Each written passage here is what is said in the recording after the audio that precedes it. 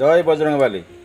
मु हनुमान साधक तारा प्रसाद प्रधान वृक्ष विज्ञान कार्यक्रम को आपण मानक स्वागत करुच्ची। दर्शक बंधु, आज वृक्ष विज्ञान जानिबा तुलसी द्वारा दुस्साध्य अंटा बातरू सहजरे किपरि आरोग्य लाभ करें। तो मुझे आपण मानक तुलसी तो परिचय कर दूची। ये हूँ तुलसी परिचय भेदरे आम जानिबा तुलसी हूँ 7 प्रकार।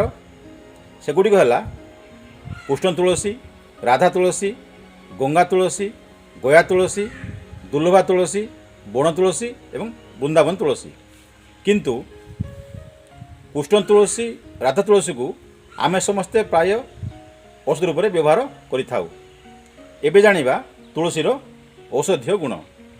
दर्शक बंधु, यदि कौनसी व्यक्ति दुस्साध्य अंटाबात द्वारा पीड़ित अछंती किंबा अंटा व्यथा द्वारा असह्य जंत्रणा अनुभव करछंती, से व्यक्ति माने ए तुलसी मूल को संग्रह करी सेथिरे किछि पानी मिसई ताकू भल भाव में सिझे देवे एवं संपूर्ण सिझीवा परे से पानी को गोटे पात्र रे बाहर करी सेथिरे किछि महू एवं अल्प परिमाण रे गाई घी मिसई सकाळे खाली पेट रे नियमित भाव में किछि दिन सेवन करेंगे।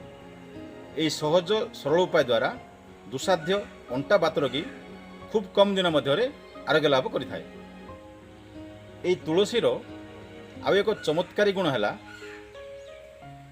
जेकोसी गुरुवार दिन यदि पूर्णमी होइथिबो से दिन ये तुलसी मूलर माटी को संग्रह करी डबा रखिथिबे। यदि कौनसी कार्य पे आपण जानती ताहेले से तुलसी माटी को मथारे अल्प टीका करी आपण जेकोसी कार्य पे जिवे सेठी आपण निश्चित भाव में जय जय करेंगे।